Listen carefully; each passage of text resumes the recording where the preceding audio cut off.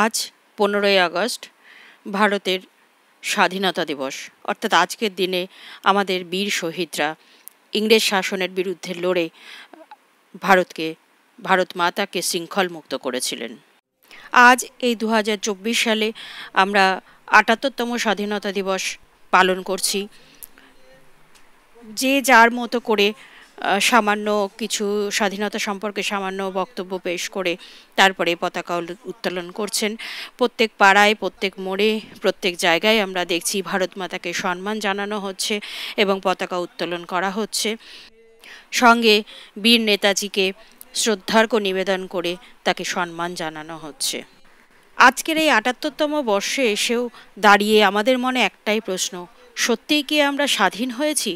আমাদের বীর নেতারা ইংরেজদের বিরুদ্ধে লড়াই করে আমাদের দেশ মাতৃকাকে মুক্ত করেছিল, আমাদের স্বাধীন করেছিল, কিন্তু আজকে আমরা সত্যিই স্বাধীন? আজকেও তো বর্বরতার সেই থাবা আমাদের মহিলাদের সম্মানহানি করছে। অর্থাৎ এর কতগুলি নিদর্শন আমরা দেখতে পাই, যেমন কামদুনির তাপসী মালিকের কথা, দিল্লির রাজপথে রাতের অন্ধকারে বাসে নির্ভয়া কাণ্ড।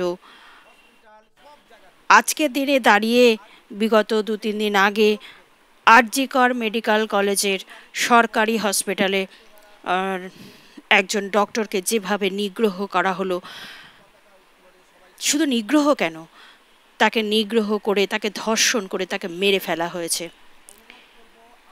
এইগুলো দেখে আমাদের কি মনে হচ্ছে যে আমরা সত্যিই মেয়েরা আজও স্বাধীন?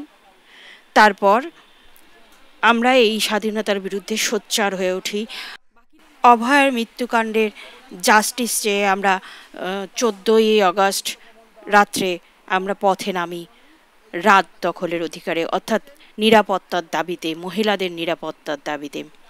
এত চারদিক থেকে লোক আমরা দেখতে পাবো, এই ভিডিওতে আমি দেখানো হয়েছে, চতুর্দিক থেকে লোক জমায়েত হয়ে কিন্তু এসেছে। সেখানে আমাদের কিছু যারা রক্ষক, আমাদের সেই রক্ষক ভাই, দাদা বা বন্ধু, স্থানীয় লোকেরাও কিন্তু এসেছে।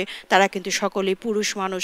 এমন নয় যে পুরুষ মানেই বর্বর, কিছু বর্বর শ্রেণীর মানুষ যাদের জন্য এই পৃথিবীটা হয়ে যাচ্ছে নোংরা। আর এর বিরুদ্ধে সোচ্চার হয়ে শুধু কিন্তু ওয়েস্ট বেঙ্গল নয়, শুধু পশ্চিমবঙ্গ রাজ্যই নয়, ভারতের বিভিন্ন প্রান্ত থেকে আওয়াজ তুলেছে। এবং ভারতের বাইরেও আমি এখানে ভিডিওতে দেখিয়েছি যে ভারতের বাইরেও কিন্তু অন্য দেশ থেকে, লন্ডন থেকেও এর বিরুদ্ধে আওয়াজ তোলা হয়েছে। আমরা যারা একটু লেখালেখি করতে ভালোবাসি, আমাদের মনের ভাব, আমাদের দুঃখ, আমাদের আবেগ, আমাদের রাগ সব কিছুই কিন্তু প্রকাশ পায় আমাদের কলমে, অর্থাৎ কাগজ কলমেই প্রকাশ পায় আমাদের সমস্ত রকম অনুভূতি। এখন আমি সেরকমই একজনের অনুভূতির প্রকাশ খুবই সুন্দরভাবে এখানে ব্যক্ত করা হয়েছে, সেটাই আমি আপনাদের সামনে পড়ে শোনাবো। পুরো ঘটনাটাই উনি কালকের ঘটনার পরিপ্রেক্ষিতে লিখেছেন এবং সমস্তটাই আর.জি. করের ডক্টরের যেভাবে নিগ্রহ করা হয়েছে তার সেই ঘটনার পরিপ্রেক্ষিতে লিখেছেন। এখানে আমি কিছু স্বাধীনতা পালনের ছবি এবং যে দুর্ঘটনা ঘটেছে তার টুকরো টুকরো কিছু ভিডিও এবং তার বিরুদ্ধে যে প্রতিবাদ করা হচ্ছে তারও কিছু কিছু টুকরো টুকরো ভিডিও দিয়েছি। আপনারা কিন্তু শেষ অবধি না দেখলে সেটা বুঝতে পারবেন না, আপনারা দেখুন এবং সেই সঙ্গে মিস্টার দেবাশিস বক্সির এই লেখাটা কিন্তু শুনতে থাকুন।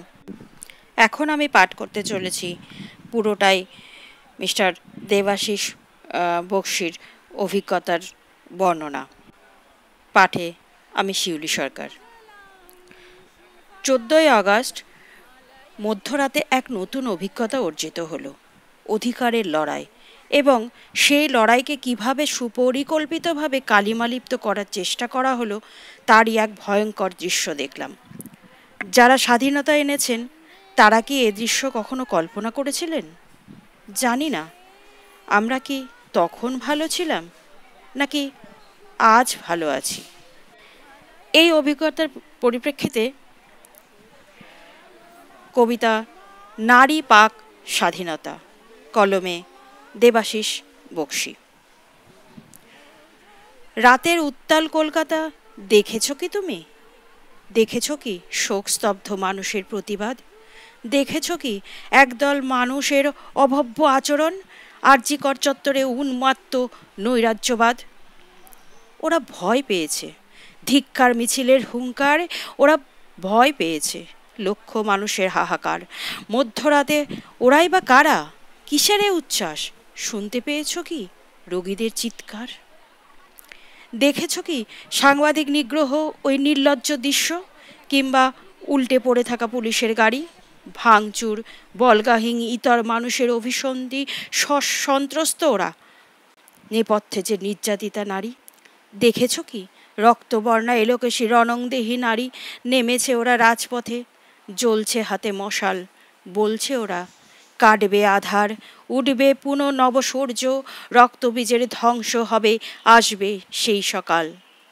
চেতনার মাঝে জাগুক চেতনা, জাগুক মনুষ্যত্ব, পৌরস হোক আজ নারীর রক্ষাবর্ম।